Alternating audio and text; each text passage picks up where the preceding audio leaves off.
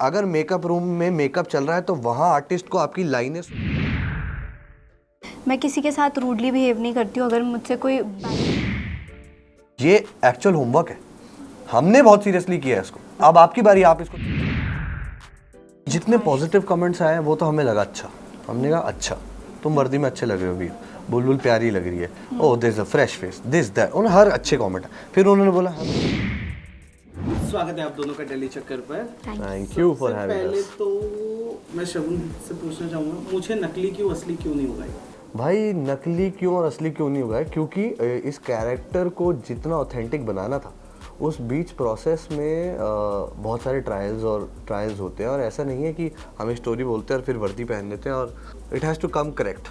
There is a age gap जो मेरे और उसके बीच में है। There we're has to look a certain way, और एक तरह से मूछें होती हैं। आपको इसमें वीर जिस भी तरह जितने भी उम्र का आपको लग रहा होगा, शगुन उतनी उम्र का नहीं है। शगुन उस किरदार को वहाँ तक पहुँचाना चाह रहा है, ठीक है, जिसमें कुछ चीज़ यहाँ से, कुछ चीज़ यहाँ से, कुछ बॉडी लैंग्वेज, कुछ मेहनत, कुछ बॉडी बनाना, कुछ मूछें उगाना। अच्छा ये से ये बेहतर लग रहा है तो इसीलिए मूछ ही है। हाँ, सही लग रही है ना?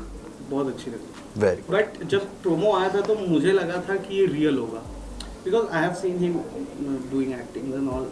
तुझसे रब्ता की मैं बात कर रहा हूँ या उसके पहले की भी, घुस के काम करते हैं बहुत ज़्यादा। आई थिंक तो आपको क्यों देने में या फिर इनके साथ काम करने में आपके लिए इम्प्रोवाइजेशन का लेवल और स्कोप कितना बचता है? आई थिंक इनके साथ काम करना है, इट्स लाइक मैंने ऐसे हीरो नहीं देखे इतने friendly. He is very friendly, very cooperative, और मज़ा आता है इनके साथ काम करने में। मतलब मुझे इतना अपने आप को प्रिपेयर नहीं करना पड़ता है, टू बी ऑनेस्ट, हो जाता है अच्छे से।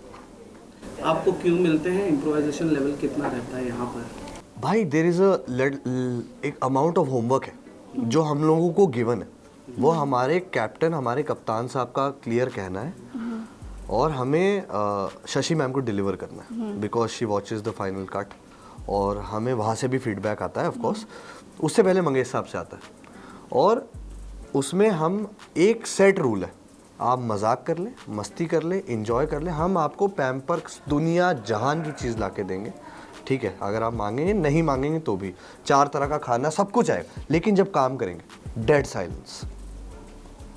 एक एक्टर, हमारे मंगेश साहब थिएटर बैकग्राउंड से हैं, उनका कहना है कि अगर मेकअप रूम में मेकअप चल रहा है तो वहाँ आर्टिस्ट को आपकी लाइनें सुनाई देनी चाहिए, ताकि उनको पता लगना चाहिए कि अब ये सीन तक पहुँच चुके, अब इनकी एंट्री, अब मेरी एंट्री होने वाली है। इतना साइलेंस और फोकस होना चाहिए। जब आप 99% लाएंगे तो हम आपको दुनिया की हर चीज़ ला के देंगे, ये भी चाहिए।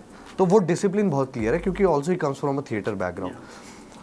हर एक्टर, मुझे नहीं पता किस सेट पे क्या होता है, मैं पर्सनली ये करता हूँ कि मैं किस सुर में, वीर किस सुर में बुलबुल से बात कर रहा था, अगर बुलबुल का क्लोजअप लगा है तो मैं बुलबुल को उसी सुर में जाके वो क्यों दूंगा, या मैं उस लुक पे खड़ा हो जाऊंगा जैसे मैं आपसे बात कर रहा हूँ, ताकि she can perform as natural as she can, जिससे परफॉर्मेंसेज।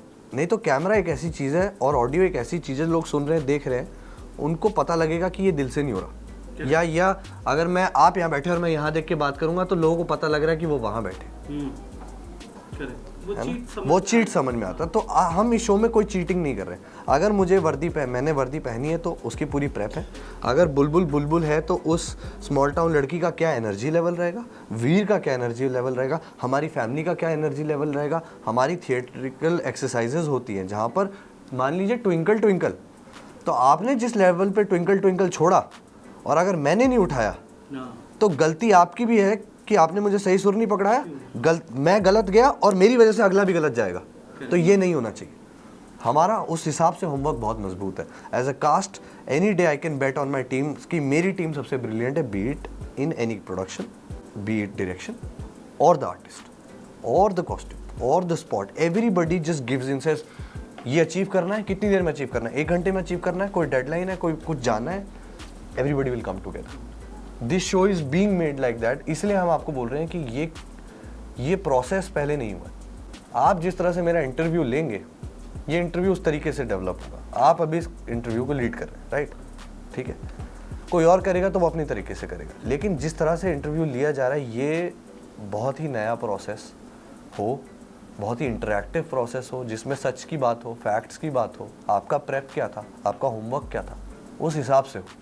तो फिर वो लगे, जनता को देखने का मन करे यार कि अगर मैं 10 मिनट टेली चक्कर खोल के देख रहा हूँ तो इन लोगों ने सिर्फ ऐसे नहीं कि हाँ 3 जनवरी को शो आ रहा है, मंडे टू फ्राइडे आएगा, नहीं, हम आपको एक्चुअली बता रहे हैं हमने क्या किया।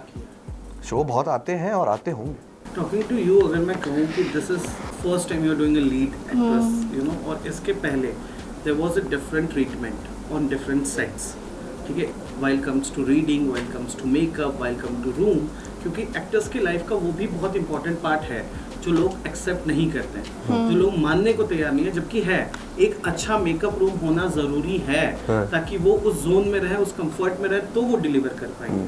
तो यहाँ पर आपके टाइम की ज़्यादा कदर की जा रही होगी एज अ लीड कि आपको बुलाया जाएगा, रीडिंग पे अगर बुलाया जा रहा है तो कब बुलाया जा रहा है, कैसे बुलाया। सॉरी मुकेश दा मत, हाँ बोलिए। तो ये जो ट्रीटमेंट में डिफरेंस आ रहा है, डू यू एंजॉयिंग दिस, और ये ट्रीटमेंट किस हद तक सही है? आई थिंक ट्रीटमेंट हमेशा आपके काम को लेके होता है। मेरा एक ही कहना है कि मुझे आप कैसे भी ट्रीट करो, I am never going to be rude to you, even if you say something rude to me. मैं किसी के साथ रूडली बिहेव नहीं करती हूँ। अगर मुझसे कोई बैड ट्रीटमेंट भी करता है तो I think that's Karma, I believe कि वो कर्मा होता है। और हाँ, क्योंकि अब मैं लीड हूँ तो अब मुझे रिस्पेक्ट मिलती है, तो मुझे पता है कि मुझे क्यों मिल रही है, तो इसलिए मेरा पूरा फोकस मेरे काम पे होता है कि आज अगर मुझे रिस्पेक्ट भी मिल रही है, आज अगर मेरे टाइम की कदर भी हो रही है, just because I am leading the show.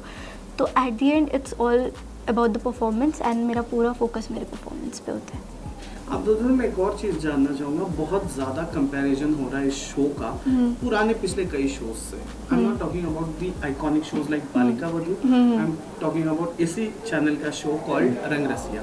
Ashish Sharma थे उसमें, एंड कि एक लड़की, एक पुलिस ऑफिसर, नोक झोंक वाली लव स्टोरी। शुरू डिफरेंट टेंजेंट पे होता है शो, लेकिन घूमकर वो सास बहू ड्रामा पहुंच जाता है। इस शो में क्या नया हो भाई? ऑफ कोर्स प्रेमिस और जिंदगी तो जिंदगी है, हाँ। जिसमें आपका सुबह उठना, आपका काम पर जाना, आपका उस काम की वजह से मेरे से मुलाकात होना, फिर आपका इस काम को ख़त्म करना, फिर आपको रियलाइज़ करना कि हाँ अच्छा काम हुआ है, बुरा हुआ है, शगुन बोल पाया, नहीं बोल पाया, समझा पाया, अपनी बात नहीं समझा पाया, और फिर खाना खाना, आप आराम करेंगे, कुछ देखेंगे, घर जाके अपनी पार्टनर से बात करेंगे या जो भी आपका जीवन रहेगा, जिम जाएंगे, और फिर आप अपना रेस्ट करेंगे। ये जीवन होता है, ठीक है, जीवन सेम रहता है। ज़िंदगी में जब एक अजय देवगन सिंघम बना रहे हैं तो उनके मसलात जयकांत शिकरे हैं। जब सूर्यवंशी कर रहे हैं तो उनको हेलीकॉप्टर से आना है और उनको कुछ करना है और उनको कुछ करना है, तो सबका प्रेम, सबकी ज़िंदगी है, सबका अपना एक। मेरे कल्चर में, वीर प्रताप सिंह के कल्चर में, यहाँ पर उसका मेजर ज़िंदगी में एक प्रॉब्लम ये रहा है कि उसका कोई बहुत करीबी के साथ मिसबिहेवियर हुआ और फिर उसकी वजह से उसने एक ज़िंदगी में प्रण लिया कि भैया फोर्स ज्वाइन करूँगा, किसी बच्ची के साथ दोबारा नहीं होने दूँगा। उसका अप्रिसिएशन मुझे मिले, मुझे कोई फ़र्क नहीं पड़ता, ना मिले तो भी कोई फ़र्क नहीं पड़ता। उसका क्रेडिट मुझे नहीं मिलेगा, उसके लिए स्ट्रगल्स आएंगे, उसके लिए मुझे पावरफुल लोग दबाने की कोशिश करेंगे, मैं देखूँगा। बिकॉज आज मैं जितना हेल्पलेस महसूस कर रहा हूँ ना, मुझे ज़िंदगी में नहीं करना। ये वीर का थॉट बड़ा क्लियर है, ये वीर का थॉट क्लियर है। जब आप शो का प्रोमो देखते हैं तो वहाँ पर एक नाबालिग लड़की की शादी, कहते हैं कि दोनों अनजान है और नाबालिग लड़की से एक दूसरे की शादी हो जाती है।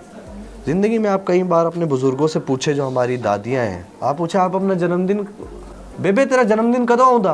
पता नहीं, अगस्त आउंदा कि सितंबर आता है कि नहीं यार, सीजन यार नहीं, हाँ विआह साडा दिसंबर हुआ सीगा ते पतझड़ च तू हो गया।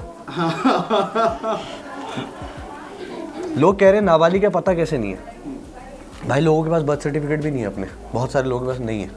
आप जब इस शो को देखेंगे, हमने कुछ भी लॉजिकल रखने की, there is a proper explanation to everything, मतलब ऑथर बैक है हर 100%। वे एक वाजिब वजह है क्यों हुआ ये। आप कहेंगे ओ इसकी वजह से ये हुआ, अब हमें समझ में आ रहा है।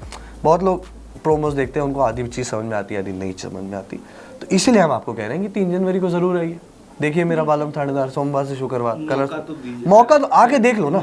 मैं आपको क्या कह रहा हूँ, आपने कलर्स तो है ना आपके घर में, लगा लो ना जरा 9:30 बजे। फिर सलमान भाई तो आके संभालेंगे ही। सलमान भाई को तो आप देखने आ रहे हो ना, आधे घंटे थोड़ा पहले देख लो। क्या पता आपका एक कई बार होता है ना, जब बिग बॉस खत्म होता है तो आप लोग कहते हैं यार क्या देखें यार, अब तो खत्म हो गया। मैं कह रहा हूँ आप आपके पास थानेदार है और हम बिल्कुल लॉजिक के साथ, कहानी के साथ जुड़कर आपको वजह देकर अच्छा काम करने की कोशिश कर रहे हैं। वहाँ पर प्रॉपर सिस्टमैटिक होमवर्क फैक्ट्स के साथ डन है। हमारी क्रिएटिव टीम एक एक चीज़, सलूट, कॉस्ट्यूम, कैसे खड़ा होना है, सबॉर्डिनेट, सीनियर कैसे बिहेव करना है, थाने में एंट्री होगी तो कैसे होगी, रास्ते में खड़ा है बिना टोपी के खड़ा है, डंडे के साथ खड़ा है, बंदूक है, लोडेड है, सेफ्टी लॉक है, सब बता रखा है उन्होंने हमें। हम इस प्रेप के साथ आ रहे हैं। ये शायद मैं कह रहा हूँ आपको ऐसा लग रहा है कि टीवी तो हमारे घर में चलता रहता है तो ये कुछ भी आ रहा है, तो ये एक्चुअल होमवर्क है। हमने बहुत सीरियसली किया है इसको। अब आपकी बारी, आप इसको तवज्जो दें और देखें। आपको कोई कमी लग रही है, फीडबैक, आज ऑडियंस का फीडबैक हमें मिल सकता है, डीएम करिए, आप हमारे मेकर्स को डीएम करिए, आप इसे डीएम कीजिए, मुझे डीएम करिए, बोलिए ये मुझे प्रॉब्लम लगा, मुझे इसमें कमी लगी, हम करेक्ट करेंगे, है ना। हम भी तो रिलेटेबल बनाने की कोशिश कर रहे हैं ना। हम भी तो ये कह रहे हैं कि हम जितना आपको आपके करीब लेकर आएंगे उतना आप देखेंगे, आप कहेंगे कि हम आज के रेफरेंसेस उठा के चीज़ें एंटरटेनिंग बना के अच्छी म्यूज़िक चीज़ों के साथ पैक करके आपको देने, आप कहें देखिए, दिन के 22 मिनट से 24 मिनट दीजिए, आपको अच्छा लगेगा, आप अगला एपिसोड देखने आएंगे। आपने जैसे डीएम्स की बात की, हम क्लोजिंग की तरफ बढ़ रहे हैं, हमारे पास टाइम है। जैसे डीएम्स की बात की, आप दोनों ने अपने अपने ऑफिशियल इंस्टा पर इसके प्रोमोज डाले हुए हैं, नीचे कमेंट्स आए हैं, आपने पढ़े कमेंट्स? हाँ, हम पढ़े। उनके कमेंट्स हमारे लिए बहुत मायने रखते हैं कि वो क्या सोचते हैं एग्जैक्टली शो के बारे में, और काफ़ी अच्छे कमेंट्स आए हैं और हम इसीलिए और उनके एक्सपेक्टेशंस को हम पूरी कोशिश कर रहे हैं कि वैसी बनी रहे उनकी एक्सपेक्टेशंस। जितने पॉजिटिव कमेंट्स आए हैं वो तो हमें लगा अच्छा, हमने कहा अच्छा तुम वर्दी में अच्छे लग रहे हो वीर, बुलबुल प्यारी लग रही है, oh this is a fresh face, this that, उन्हें हर अच्छे कमेंट है। फिर उन्होंने बोला हमें इसमें प्रॉब्लम लग रही है, हमें उसमें प्रॉब्लम है। ये जो एक आध कुछ कमेंट होते हैं, कुछ लोग वैसे बॉदर करना चाहते हैं, कुछ लोग जेन्युइनली लिखते हैं, हम उसको एज ए करेक्टिव फीडबैक लेते हैं। हम कहते हैं सर के साथ बैठते हैं, क्रिएटिव टीम के साथ बैठते हैं, हम कहते हैं सर एक ये भी रेफरेंस है, ये भी एक चीज़ आई हुई है, इसके बारे में क्या कहते हैं। फिर वो हमें समझाते हैं कि इसको कितनी तवज्जो देनी है, कितनी तवज्जो नहीं देनी।